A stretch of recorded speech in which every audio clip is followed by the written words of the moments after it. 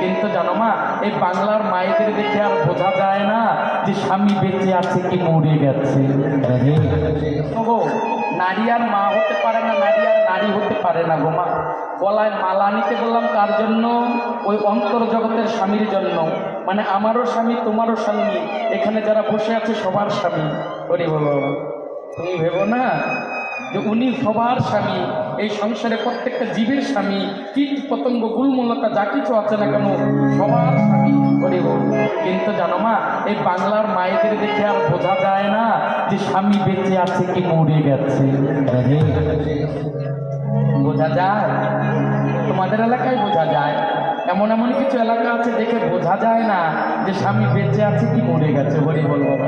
ওই গলায় মালা লাগাতে তিলক তো দূরে থাক, স্বামীর তো সিঁদুর তো দেয় না। স্বামী বেঁচে আছে কিন্তু তবু সিঁড়িতে সিঁদুর দেয় না। ভাসুর বলে বদ্দা, কিসের আবার পদ্মা? বুঝতে পারো না? বুঝতে পারে। নারী আর শাড়ি পরে না, তার জন্য মা জানো আগে বড় বড় ঘুমটা হতো, এখন আর ঘুমটা নেই। তাই ডেকে ডেকে বলে ভাসুর হয় বদ্দা, কিসের আবার পদ্মা? পদ্মা মানে ওই ঘুমটা, কিসের? হরি বল বাবা। আমাদের এলাকায় নেয় দেখে বোঝা যাচ্ছে। হরি বল। তোমার ভগবানের তো বদন পছন্দ করে না, এত সুন্দর বদন ভগবান দেয়, আমার মায়েরা পছন্দ করে না। ওই বিউটি পার্লারে গিয়ে চুলটাকে ছোট ছোট করে কেটে এসে ওই ভুলটাকে শেষ করে বসে থাকে। ময়দা ময়দা বাবা, সিদ্ধি লাল করে না, চরণ লাল করে না, ওই ঠোঁটটা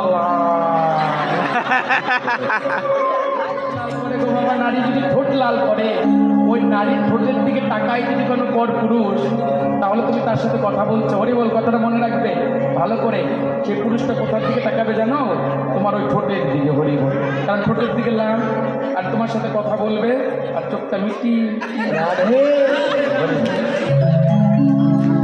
এখানেই তো প্রেম হলো না বাবা, প্রেম হলো তাহলে কি হলো? হরি বল। আর যদি সিটিটা লাল থাকতো, চরণটা লাল থাকতো, তাহলে তার নয়নটা কোথায় পড়তো? ওই সিটির মধ্যে পড়তো বা ওই চরণের মধ্যে পড়তো। কোনো নারীর সিটির দিকে তাকিয়ে বা চরণের দিকে তাকিয়ে যদি কেউ কথা বলে, তাহলে মাতৃজ্ঞানে কথা বলে। হরি বল। হ্যাঁ, আর যদি ঠোঁটের দিকে তাকিয়ে কথা বলে বাবা, হরি বল। বুঝে নিচ্ছ?